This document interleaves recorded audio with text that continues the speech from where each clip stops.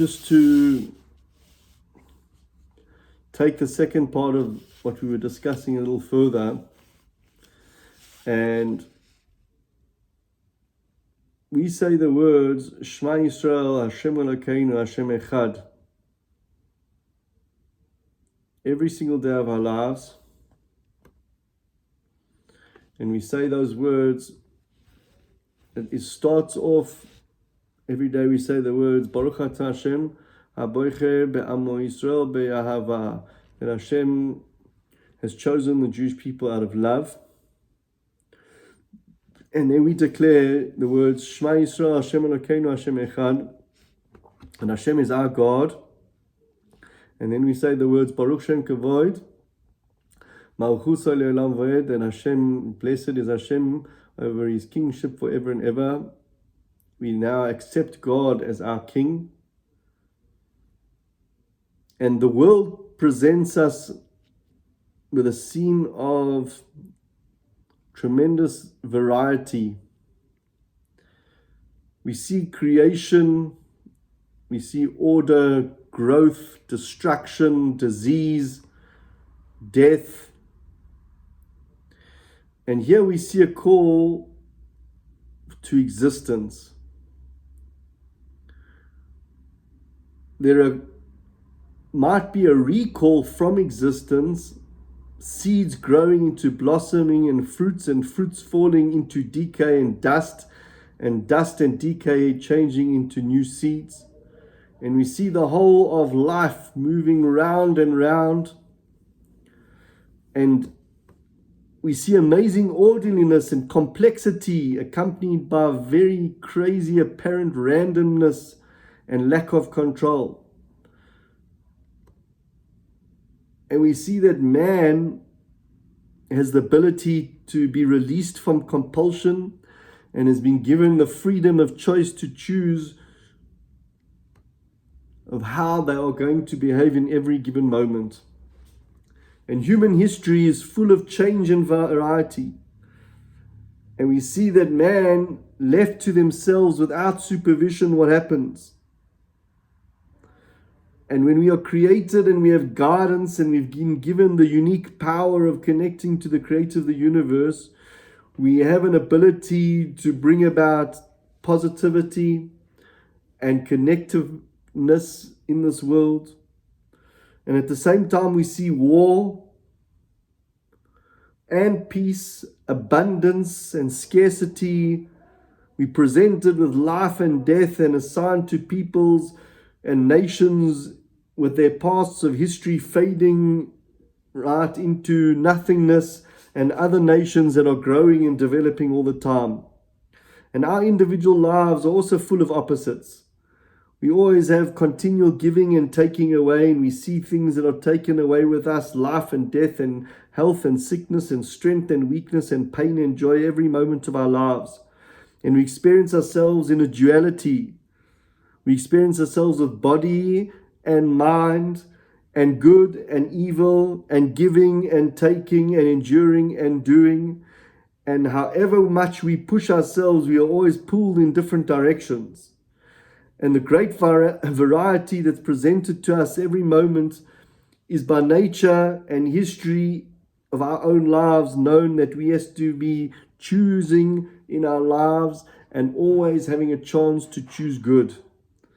And we can choose good by choosing God in our lives and choosing to connect ourselves to the mitzvahs that we have and understand them and understand how much closeness we have by doing them.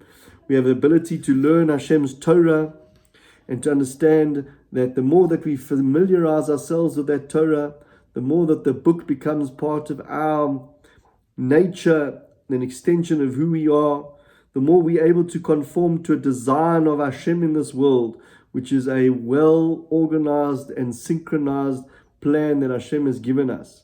And we must know that this apparent randomness that is in this world is also all part of the plan. We have moments of tranquility when we delve beneath the surface of our minds, and sometimes it gives us a place to be able to discern the pattern and the purpose of what our lives are about. but only if we're able to step into a place of quietness. The Torah is always telling us that in order for us to be able to elevate ourselves, it has to come from a place within. That the deep desire within a person, the ratzon, is going to be always the fuel that's going to move us to the next place. Those moments that we have, we're going to be able to be sensing Hashem's presence, or we're going to be distancing ourselves from Hashem's presence. And the most vital lesson for ourselves is to realize that the one God that we have is with us every moment. And He's carrying us when we can't feel it. And just as the whole universe is guarded by one hand and strives upwards towards one being, we must feel our own life with all of its ups and downs, to issue from one source, to be guarded by one hand, to flow towards one goal. That's what Shema Yisrael, Hashem Elokeinu, Hashem Echad is teaching us. That we have to have a total commitment to the fact that Hashem's oneness is there, that He wants us to love and to be dominated by this love of Hashem. And if you love life, then don't go and follow empty enjoyment and transient pleasure. Rather, take your life and put it into the place where you're going to get blessing and success, bracha and hatzlocha in everything that we do. And the way that we do this initially is by saying that v'ahavta es Hashem Elokecha, that you have to love Hashem your God, b'chol levavcha, with all of your hearts, with your yetzer hara and your yetzer tov, and all of the things that are coming in your life. B'chol navshecha, when Hashem says to you that you have to love Him with all of your soul, Rashi teaches us that that means that a person would have to give up their life. If a person was told that, rather are you going to serve this idol in front of all of these people, or are you going to give up your life? Person has to be and make up in their mind that they're prepared to give up their life. And v'chol ma'odecha, that we say every day, that you have to love Hashem with all of your possessions, means that you have to be able to be prepared to give up your possessions for Hashem. And Rashi says, how come it says, v'chol modecha? It says, why do you have to say v'chol nafshecha, v'chol modecha? You would know if a person's going to give up their life, surely they're going to give up their money. So it says that sometimes you find people that money means more to them than their life. And it has to be that even for those people, they have to work through it, that they have to get to a level of recognizing that Hashem is the one who decides how much parnosa we're going to have. Every Rosh Hashanah, it is decided. We can try and we can put in all the efforts that we have to do, but we don't know that we'll put in this advertising situation, put lots of energy and time into it, and then the outcome of it is coming from a completely different place.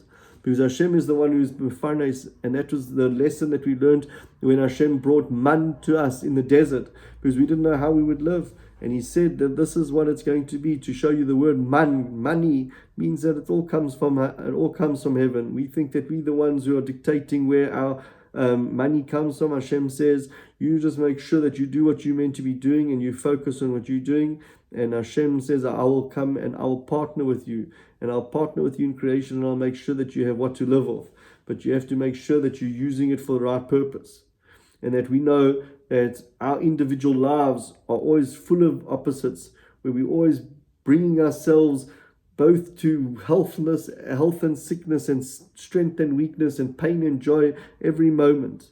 But when we focus on a unified life, and we realize that we say, I am connected to Hashem, when we say the words Hashem Echad, we are choosing to love, to be dominated by the Creator of the universe as part of our existence.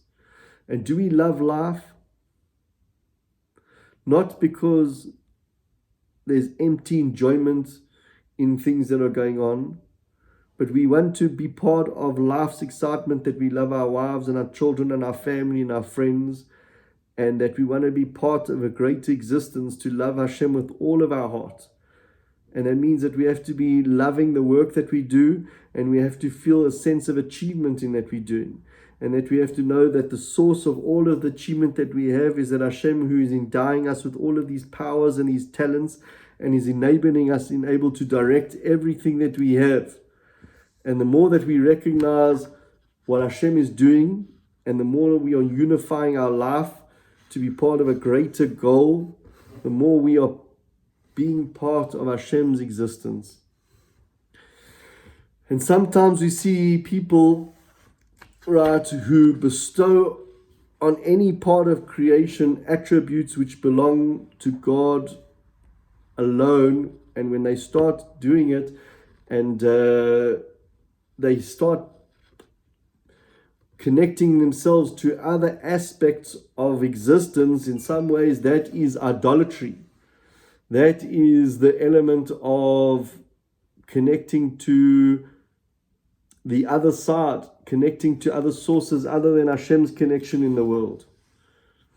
And so there's a verse that says in Exodus, Pasuk Chof, Perek Chof, Pasuk Tesvav, Perek 20, chapter 20, verse 15, when they heard God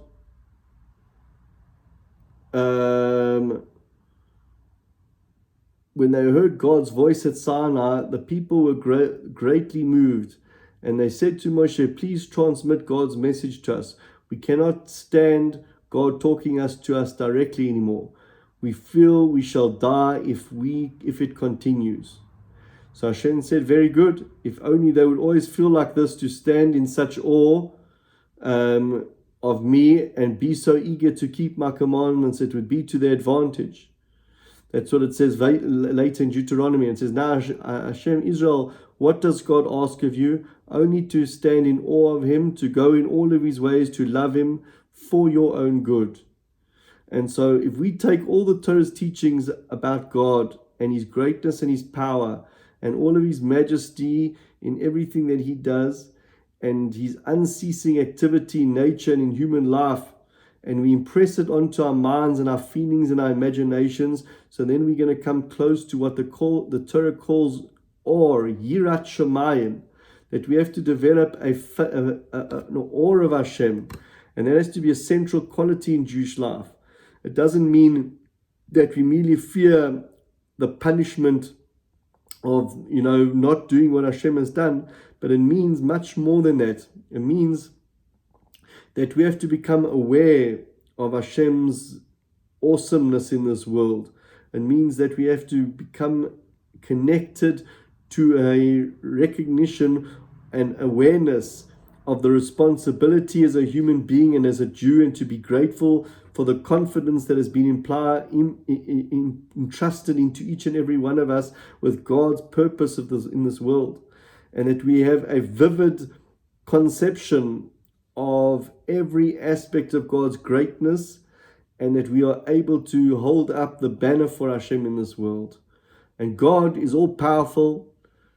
Heaven and earth exist minute to minute only because Hashem's will is to keep this world going. And eternity is for a person for but an hour. And it is absurd that a man would think to himself that he is powerful and that he is great. And if he just thinks to himself that he's in this world for such a short period of time, and as the Mishnah teaches us that anyone who starts to think of themselves with arrogance, they should think about where they come from a putrid drop, and they should know where they're going, to a place of worms and maggots. And that would just halt a person right where they're coming from, and realize that all we have in this world is to recognize that we have the ability to bring ourselves closer to Hashem.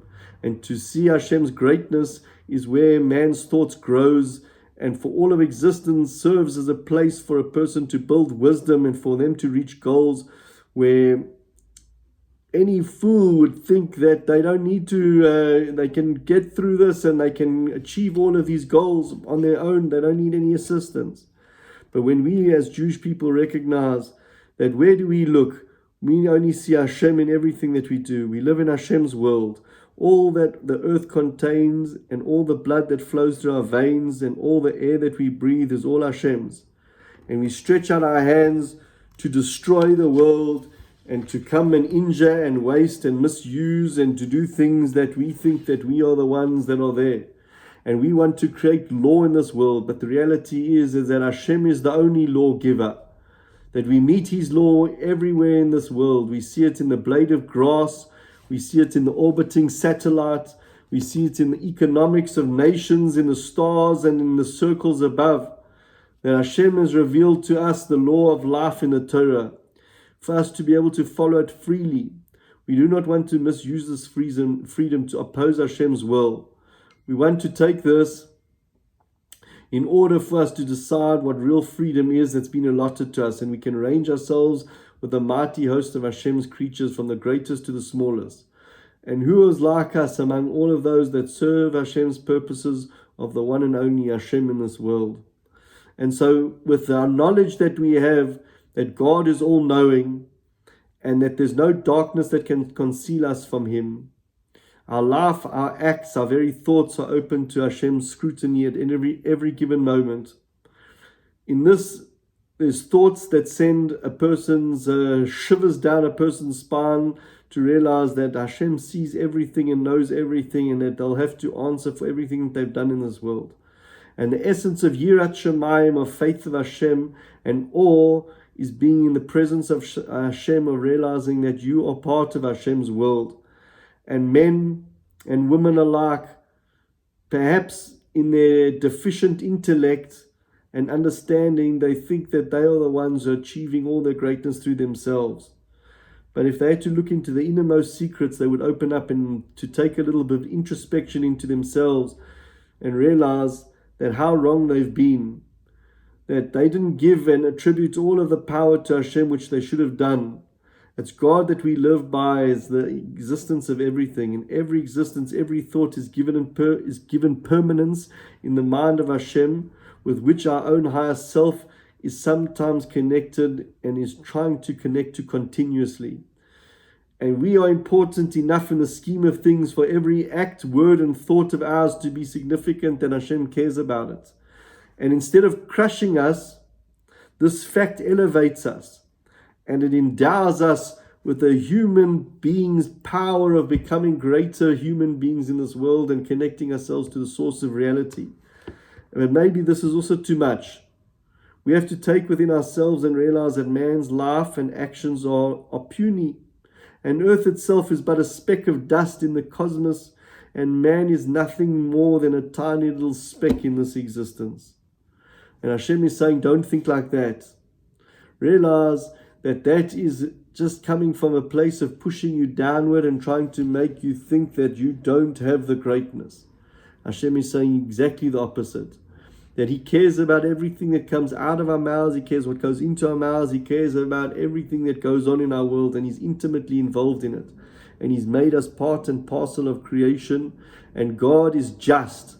And He is just and righteousness and the foundation of the rule in everything that happens. And everything that we see cause and effect is that Hashem is the one who is the corresponding result of it. And He is the one who is the force behind everything that goes on. And it is the fruit, the seed that is in the fruit is there because Hashem has placed it there. And it would be foolish for us to think that it is not there. And so we have to make sure that our thoughts are thoughts of Torah and mitzvahs, that our actions are ones of positivity, our words are words of Torah and of learning and praying, and that when we should think to ourselves that we can reap good and bring about positivity in this world, because Hashem has given us an opportunity to do tshuva of things that we have done wrong. And we shouldn't think that we can't come along and become closer to Hashem. We are able to work on Yirat Shamayim, on fear of Hashem. We are able to work on awe of Hashem, on love of Hashem, and recognize that we are partners in creation, and that Hashem is going to always guide us and help us through everything that we do. And the more that we relate to Hashem on that level, the more we're going to bring ourselves